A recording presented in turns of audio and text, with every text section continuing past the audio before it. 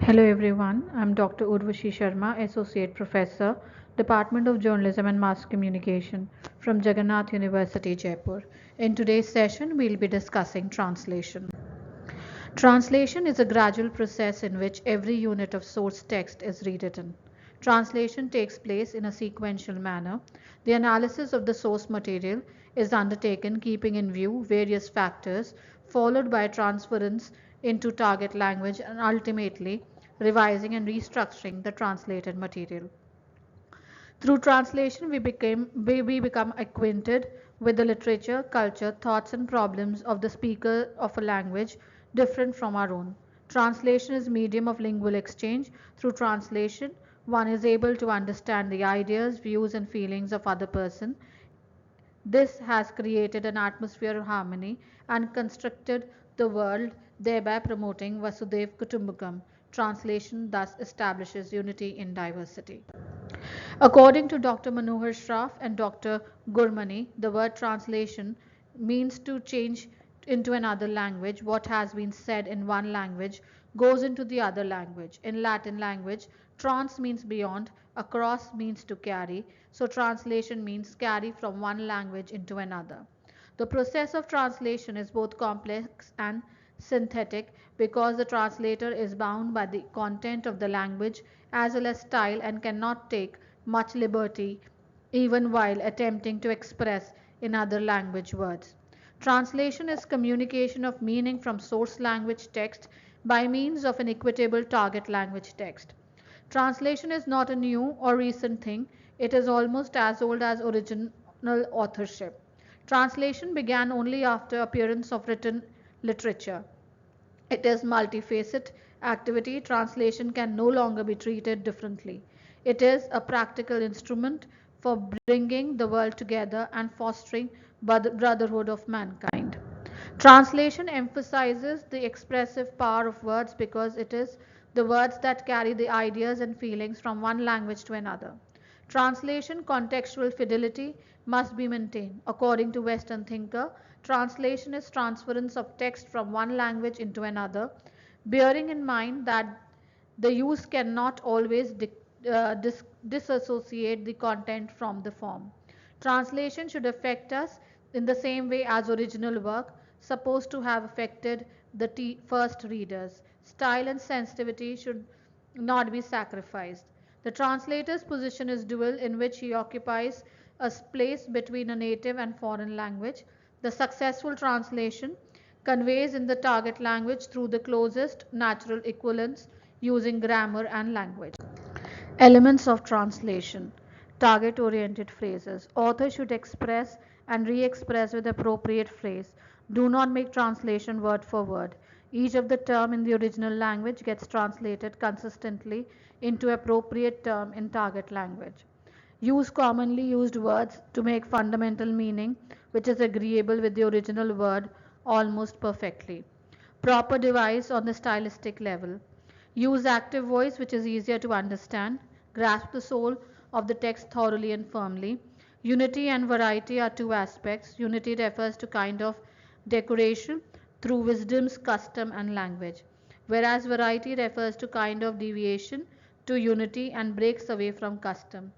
Unity is a general rule to be obeyed for overall text in an article. It is not on the base of the unity that the target words can vary. Faithfulness to the original text, avoid ambiguity. A translator needs to understand precisely in order to translate correctly. There should be no defects in the source material, as error in the source material is compounded when translated into multiple languages. Types of translation. The classification of translation can be done on the basis of subject and its nature. In this way, we have number of say categories on which the translation can be divided. First is factual or word-to-word translation. In this translation, every word and every expression is looked upon and translated into the same word or expression in the target language. A replacement of every word is done in target language and the order of word remains the same as the source language. Translator cannot ignore any expressed term of original text Also, he cannot add anything extra on his own. The nature of two languages is different, so is word to word translation. This kind of translation suits more for mathematics, astrology, science, legal and technical literature. For example, जो विद्यार्थी अच्छा गाएगा उसको इनाम मिलेगा. With student well sings, to prize will be available. Literal or meaning based translation. This kind of translation faithfully delivers the text of the source language into target language. Literal translation is real translation. Some scholars call it substitution because they feel that exact translation of meaning of the original text is an important task. No two languages have exact similar structures. However, the structure of translation can be to keep close to the structure of the original text. Different languages have different ways of putting words together and make sentence. The translator analyzes the symbols, then replaces them by the symbols in the target language. Finally, the changes of this material according to the structure of target language of the group for which the translation has been made. This type of translation is suitable for text which have more information content. When faithfulness to the author's meaning is essential, then literal translation is undertaken. A literary translation in the translation of literature such as novel, poems, plays, etc. Summarized or conceptual translation. This translation refers to the essence of the meaning of the original text or language. It is based on the principle that concept or message is more important than words. Translator has to lay more emphasis on communicating the message. Conceptual translation is generally shorter translation. It is shorter in structure, length, and the message in the original text.